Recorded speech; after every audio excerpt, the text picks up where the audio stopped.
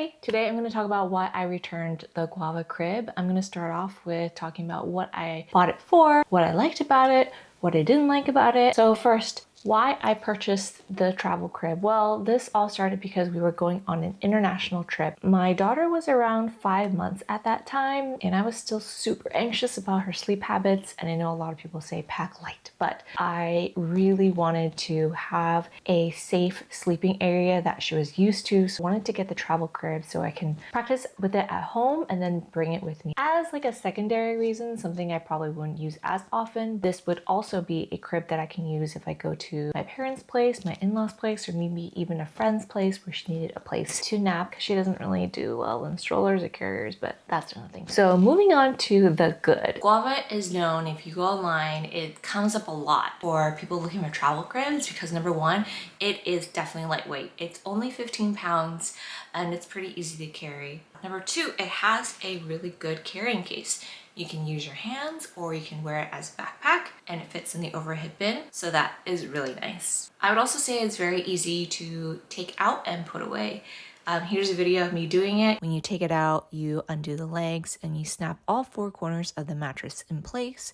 There was a little bit of a learning curve for me to figure it out, but once I did, it was pretty simple. When you put it away, you make sure you match these moon and star symbols along the side of the crib, fold in the legs. Of course, you undo the mattress. Both taking out and putting away took me 2 minutes each, so 4 minutes total. Yes, I struggled just a little bit, but I would still conclude that it was a pretty easy setup and takedown. I also think that the customer service is really good. I have to stress this point. There are not a lot, actually, I don't even know of any other kind of baby gear places that allow returns. A lot of strollers, cribs, a lot of them have a no return policy once it's been used.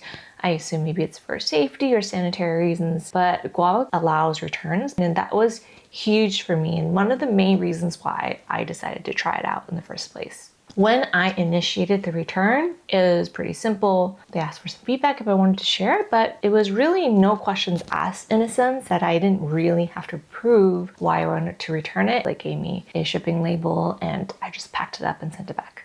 The other thing that actually made me the most reluctant to return, but also was kind of a double-edged sword for me, was the fact that it lays flat on the ground. So there's a few benefits there. There's not so much a weight limit. You're also able to crawl in and maybe snuggle with your baby or play with them inside. It could become part of their play area later on if you just unzip it and lay it out. If you wanted to maybe nurse, it's really easy and there's a lot of benefits to having it flat on the ground so you can interact with your child that way. All right, so transitioning into the not so good, which equivalent for is good and bad. I feel like hotel rooms are really dirty and I didn't really feel comfortable having a crib that touched the ground. If I was going to use it at a hotel or a place where the ground is dirty, can't be easily cleaned, I would have put a splat mat on the bottom just to give myself another layer. But I don't think everyone cares about that. It's just something that I was considering. The mattress is also really thin. I mean, I feel like she was okay with it. She never napped really long on it, but I mean, could have been a number of factors why she didn't really take to it. You can purchase like a thicker mattress cover on top of it, but it's only available for up to a certain age range. The mattress corners lift up. You know, I can show you right here, even though you are snapping the corners into place,